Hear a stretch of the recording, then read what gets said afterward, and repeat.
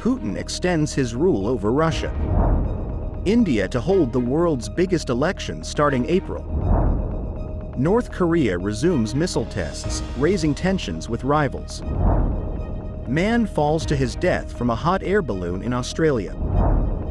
Marriages in the US are back to pre-pandemic levels.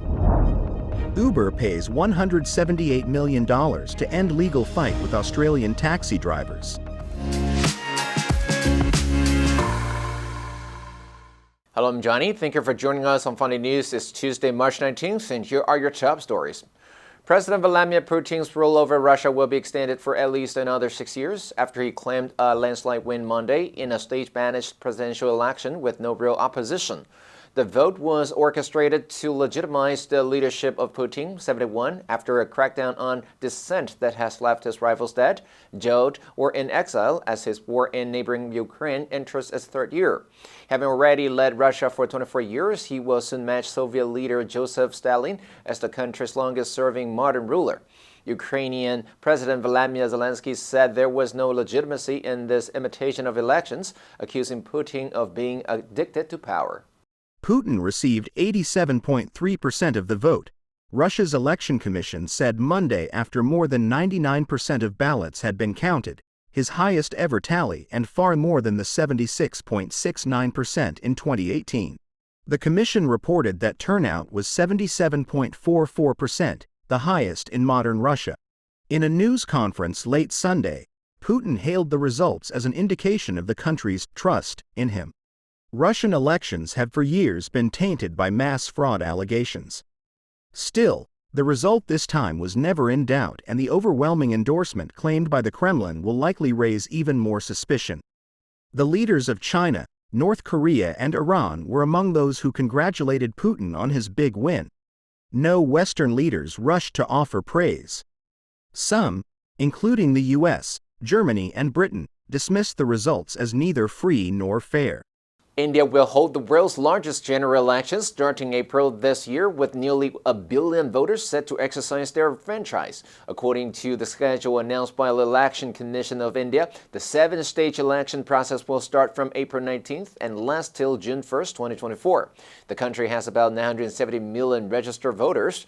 According to several opinion polls, Indian Prime Minister Narendra Modi's Bharatiya Janata Party is projected to win more than the required 272 seats to form the government. Experts also forecast that the BJP is set to win a third straight term. Opposition parties have often alleged that electronic voting machines can be hacked, benefiting the ruling BJP, a claim refuted by the country's election body. Since Modi won a second term in the 2019 general election, India has seen the economy strengthen, with Indian equity benchmarks hitting record highs. The Nifty 50 and BSE Sensex have both hit all-time highs this year after the country overtook Hong Kong in December to become the world's 7th largest stock market. International Monetary Fund Executive Director Krishnamurti Subramanian said earlier in March that India is easily the fastest-growing economy and is poised for 8% growth this year. Warming relations with the U.S. after Modi's state visit to the White House in June have also boosted India's appeal as an investment destination, with several firms keen to expand their manufacturing presence in the South Asian nation as they diversify away from China. North Korea fired multiple short-range ballistic missiles toward its eastern waters Monday morning, as neighbors said days after the end of U.S.-South Korean military drills that the North views as an invasion rehearsal. Japanese Prime Minister Fumio Kishida told a parliamentary session that North Korea fired a number of ballistic missiles into the waters between the Korean peninsula and Japan. He said the missiles fell outside Japan's exclusive economic zone and no damage or injuries had been reported. Kishida denounced North Korea's repeated ballistic missile tests as acts that threaten the peace and safety of Japan, the region, and the international society. He said Japan strongly protested against North Korea over its testing activities, saying they violated UN Security Council resolutions that ban the North from engaging in any ballistic activities. South Korea's military said it also detected several suspected short-range ballistic launches by North Korea on Monday morning. The Joint Chiefs of Staff said the South Korean military bolstered its surveillance posture and is closely coordinating with the United States and Japan. Monday's launches were the North's first known missile testing activities since it carried out cruise missile launches in mid-February.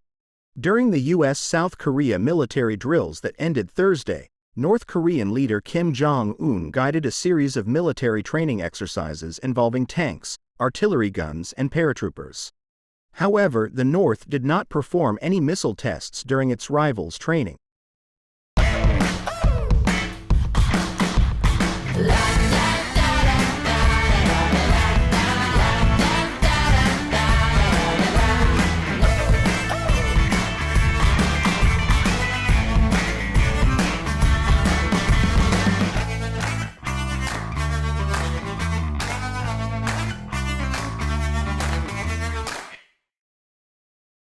A man fell to his death from a hot air balloon Monday as it passed over suburban Melbourne, Australia's second-largest city. The hot air balloon took off from Melbourne's northern suburbs early in the morning and was in the air for about 30 minutes before the man fell from the basket. His body was found in a residential area that Victoria State Police closed off to traffic. The balloon landed safely many miles from where the man's body was found. The police said they would prepare a report for the coroner and that the death was not being treated as suspicious. They are also speaking with the balloon's pilot, other occupants, and witnesses. The National Commercial Hot Air Ballooning Industry and the Australian Ballooning Federation expressed condolences to the man's family and friends. Their written statement said, "Hot air balloon baskets are designed with safety in mind, specifically to prevent passengers from falling out accidentally or from any accidental exit. Passengers and the pilot are understandably traumatized by this tragedy, and the operator is arranging psychological support and counseling for all affected." U.S. marriages have rebounded to pre-pandemic levels with nearly 2.1 million in 2022. That's a 4% increase from the year before. The Centers for Disease Control and Prevention released the data Friday, but has not released marriage data for last year. In 2020, the first year of the COVID-19 pandemic, there were 1.7 million U.S. weddings, the lowest number recorded since 1963. The pandemic threw many marriage plans into disarray, with communities ordering people to stay at home and banning large gatherings to limit the spread of COVID-19. Marriages then rose in 2021, but not to pre-pandemic levels. They ticked up again in 2022 and surpassed 2019 marriage statistics by a small margin. New York, the District of Columbia, and Hawaii saw the largest increases in marriages from 2021 to 2022. Nevada, home to Las Vegas' famous wedding chapels, continued to have the highest marriage rate in the nation, though it slightly decreased from 2021. The CDC said the number and rate of U.S. divorces in 2022 fell slightly, continuing a downward trend. Overall, marriages remain far less common than they once were in the U.S. according to data that goes back to 1900. Weddings hit their height in 1946, when the marriage rate was 16.4 per 1,000 people. The rate was above 10 in the early 1980s before beginning a decades-long decline. In 2022, the marriage rate was 6.2 per 1,000 population. Global rideshare giant Uber will pay $272 million Australian dollars to settle a long-running dispute with Australian taxi and hire car drivers who lost out when the company entered the Australian market. A class action against Uber had been expected to go to trial in the Supreme Court of Victoria on Monday, but Maurice Blackburn lawyers representing 8,000 taxi and hire car drivers said the case will be dropped because Uber agreed to the financial settlement. Maurice Blackburn's principal lawyer Michael Donnelly said that drivers and car owners suffer financial losses due to Uber's aggressive entry into the market in 2012, and that the company consistently attempted to avoid compensating them. An Uber statement described the complaints of the taxi industry as legacy issues and said rideshare regulations did not exist anywhere in the world when the company started more than a decade ago. The statement said, "The rise of ride-sharing has grown Australia's overall point-to-point transport industry, bringing with it greater choice and improved experiences for consumers, as well as new earnings opportunities for hundreds of thousands of Australian workers." Since 2018, Uber has made significant contributions to various state-level taxi compensation schemes, and with today's proposed settlement, we put these legacy issues firmly in our past. It's the fifth largest class action settlement in Australia's history and comes 5 years after the action was launched. The answer for yesterday was A, outlandish. He wondered if the idea wasn't just a little too flaky, a little too outlandish. Did you answer correctly? Now let's delve into the news of Putin extends his rule over Russia. Number 1, landslide.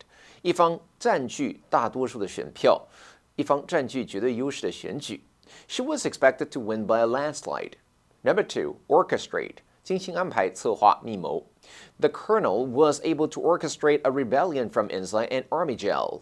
Number 3, legitimacy. 合法性、正统性。I intend to challenge the legitimacy of his claim. Next, we have a multiple choice question for everyone to practice. Which answer would you choose? You can write your answer in the comment section. The correct answer will be announced tomorrow. And that's all for today's Funday News. Be sure to tune in to Funday News from Monday to Friday and click the link below to join Funday for free. I'm Johnny Wu, your host. I'll see you next time.